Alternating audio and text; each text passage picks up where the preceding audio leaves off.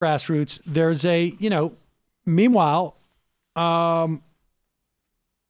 the Senate machine to just crank in right-wing justices for lifetime appointments on federal courts. Remember, Donald Trump is already, I think, the most successful in placing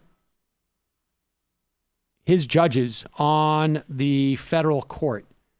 And the most recent who has been sped through, and your good friend Chuck Schumer made multiple deals to allow this to go through quick. Me. I was 16 years old. Well, it's hard. It was hard, an but I'll do my internship best. for a semester. Chuck Schumer has done, as far as I can tell, absolutely nothing to stop this relentless onslaught of right-wing judges. And there's a limited amount in what he could do, frankly. It's just that he could slow the roll somewhat. And at the very least, he could just make an effort, which would make people feel like he's making an effort. The latest judge is this guy, Stephen Menashe. He's a legal aide to Donald Trump. He has incredible hostility for women, as far as I can tell, for folks of color, for LGBTQ. He's a 40-year-old lawyer, clerked for Sam Alito, served as acting general counsel for Betsy DeVos, wrote dozens of incendiary editorials and blog posts in the late 90s and early 2000s decrying leftist multiculturalism and PC orthodoxy. He's going to be a federal judge, folks. He complained about gynocentrists. Oh, what is that?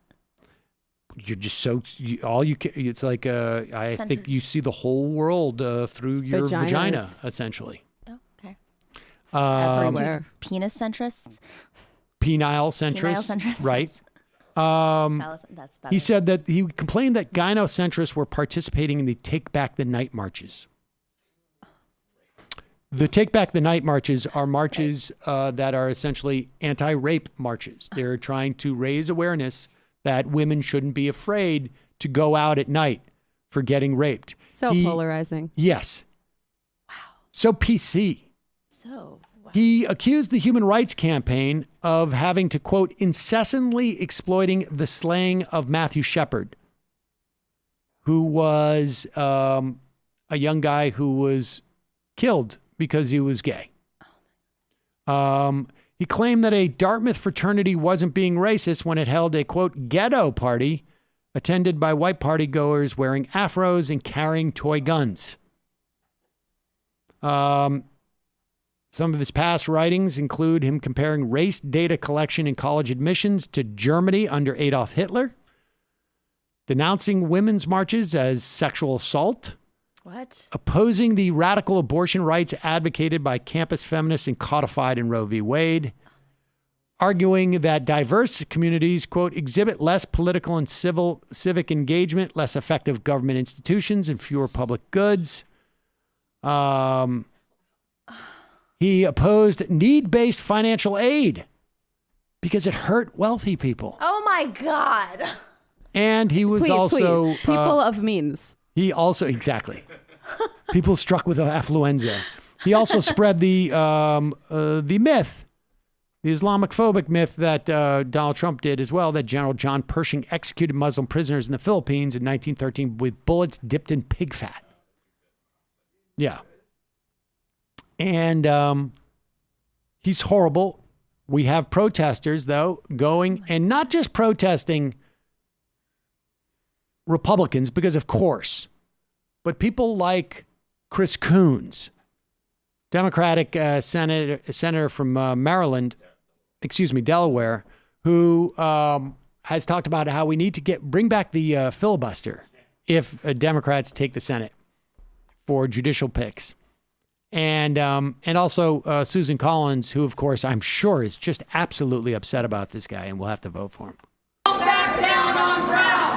We won't back down on Brown. We won't back down on Brown. We won't back down on Brown. We won't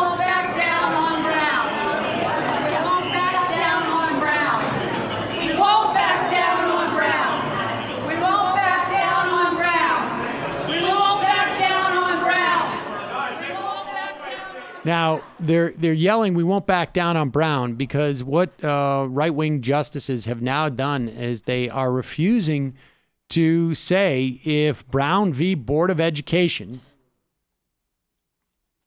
the ruling that basically said separate but equal is not equal, was correctly decided. That's so bad. It's unbelievable. Civil Rights Act. Yep. Brown v. Board. Let's go to the phones.